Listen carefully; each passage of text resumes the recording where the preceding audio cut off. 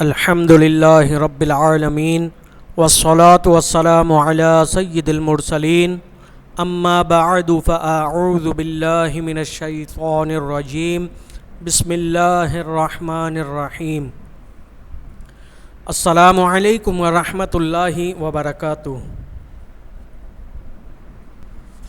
پیارے بچوں، کیسے ہیں آپ لوگ؟ امید ہے آپ سب خیریت سے ہوں گے۔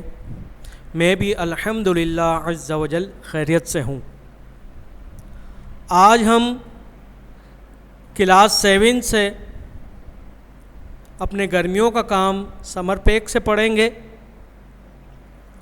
امید ہے کہ آپ سب کے پاس کتاب، کاپی، پینسل اور سمر پیک موجود ہوگا۔ اگر نہیں ہے تو جلدی سے لے لیجئے۔ اب آپ اپنا سمر پیک کھول لیجئے۔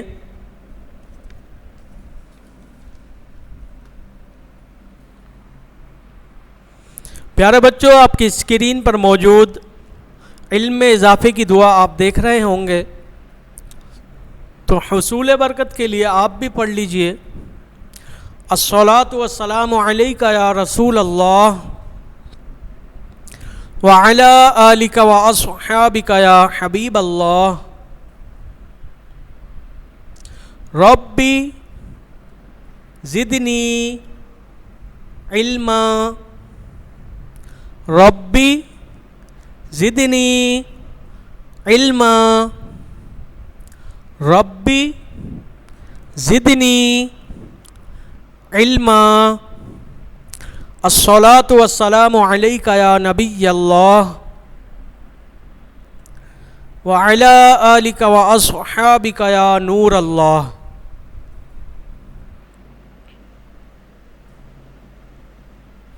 پیارے بچوں، آج ہم شعری اصطلاحات کے بارے میں پڑھیں گے۔ اس کے تدریسی مقاصد ہم جان لیتے ہیں کہ شعری اصطلاحات جاننے کے بعد طلباء اس قابل ہو جائیں گے کہ قافیے اور ردیف کی پہچان حاصل ہو جائے گی۔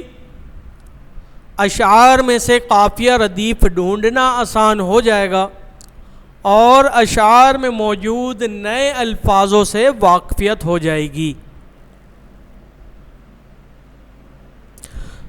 سب سے پہلے ہم قافیے اور ردیف کے بارے میں پڑھیں گے کہ ان کی پہچان کیا ہے، قافیہ کسے کہتے ہیں، ردیف کسے کہتے ہیں۔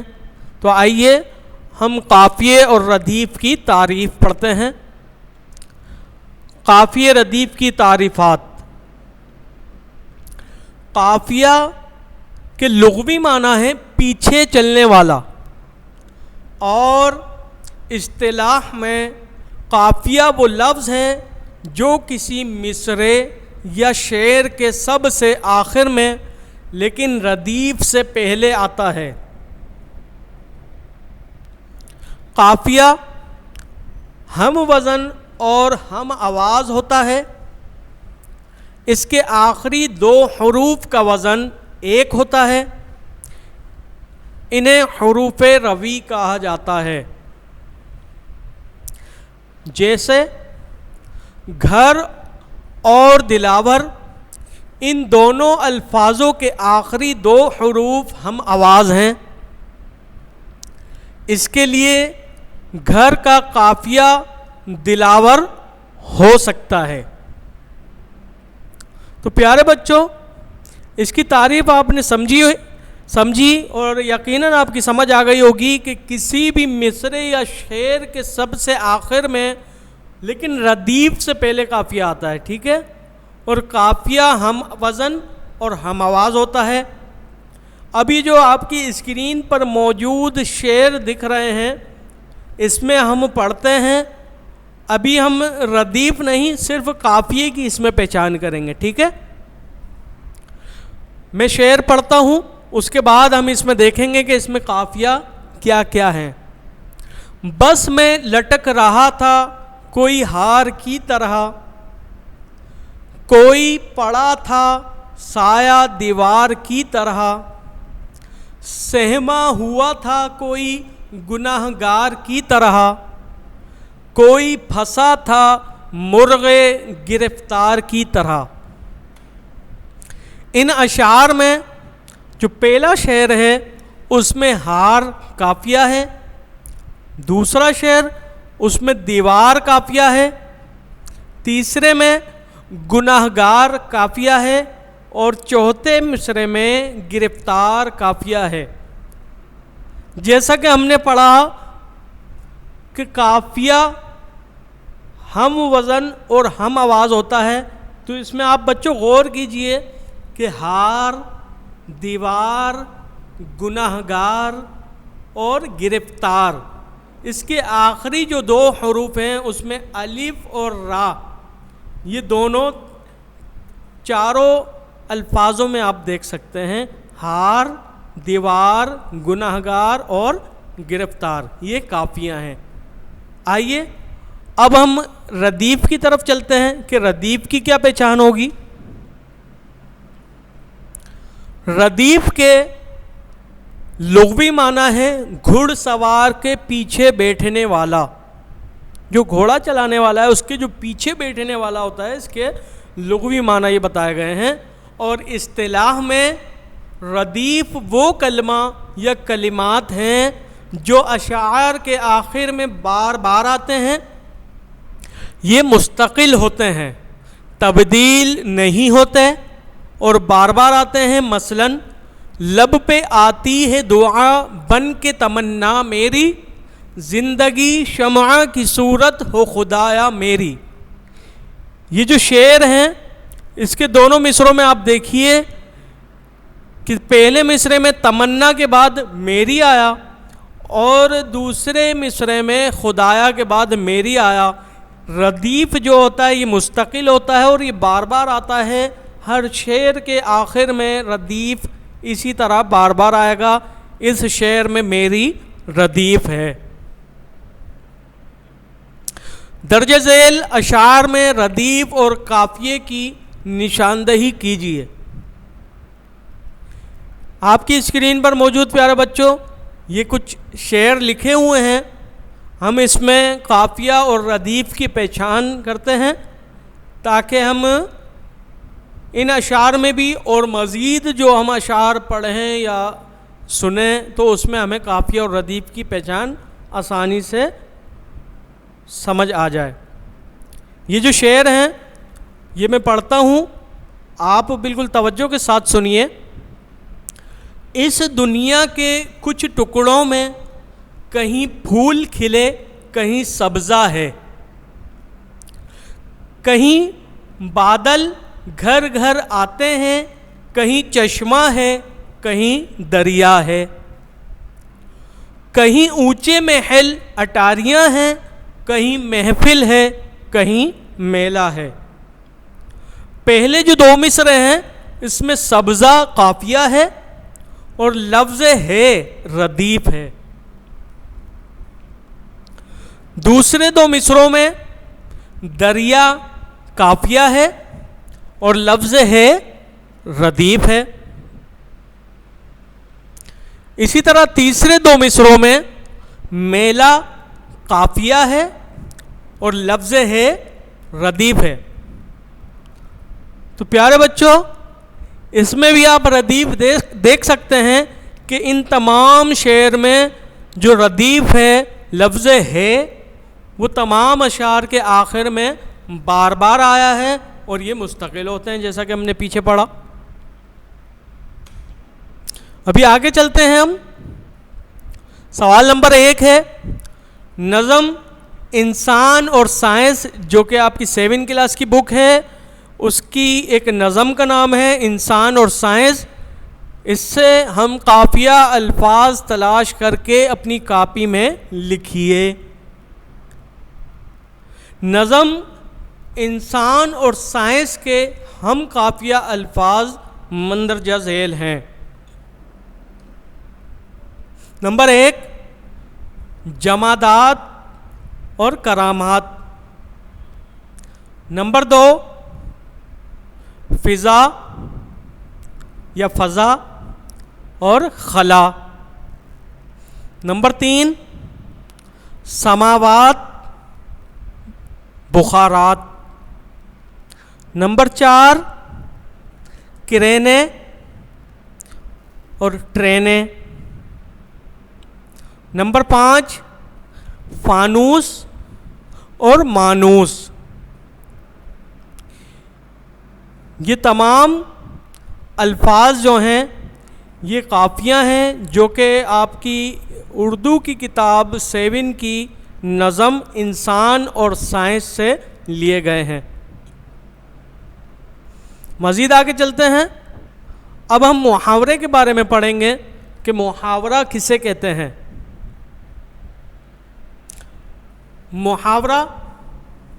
محاورے کے لغوی معنی گفتگو اور بات چیت کے ہیں. پیارے بچوں، جیسا کہ ہم آپس میں گفتگو کرتے ہیں، ایک دوسرے سے بات چیت کرتے ہیں، یہ محاورے کے لغوی معنی ہیں. اس کلمے یا کلام کو محاورہ کہتے ہیں جو اہل زبان کے اسلوب بیان کے مطابق ہو اور اپنے حقیقی معنوں میں نہیں بلکہ مجازی معنوں میں استعمال ہو. محاورہ ہمیشہ 2 یا 2 سے زیادہ الفاظوں سے مل کر بنتا ہے. مثلاً جس طرح یہ آپ کی اسکرین پر موجود کچھ الفاظ دیے گئے ہیں، یا آپ اچھی طرح دیکھ سکتے ہیں کہ کچھ محاورے ایسے ہیں جس میں 2 الفاظ ہیں اور کچھ محاورے ایسے ہیں جس میں 2 سے زیادہ الفاظ ہیں. نمبر 1 تاریخ رقم کرنا. نمبر 2 نچھاور کرنا. نمبر 3 روح پرواز کرنا. نمبر 4 گھوڑے بیچ کر سونا. نمبر 5 پانی پانی ہونا. نمبر 6 پانی میں آگ لگانا. نمبر 7 دال گلنا. اور نمبر 8 خون سفید ہونا. یہ جو اوپر دیے گئے محاورات ہیں ان کو جملوں میں اس طرح استعمال کرنا ہے کہ اس کے معنی واضح ہو جائیں. مثلاً خون کا پیاسا ہونا ایک محاورہ ہے. خون کا پیاسا ہونا، اس کو دیکھ کر آپ اندازہ کر سکتے ہیں کہ کس طرح ہم نے اس کو اپنے جملے میں استعمال کیا ہے کہ اس کے معنی واضح ہو رہے ہیں. لفظ محاورہ کیا ہے؟ خون کا پیاسا ہونا. اس پر جملہ دولت کی لالچ نے بھائی کو بھائی کے خون کا پیاسا کر دیا. ٹھیک ہے. اسی طرح جو باقی محاورے ہیں اس پر ہم مزید جملے بناتے ہیں.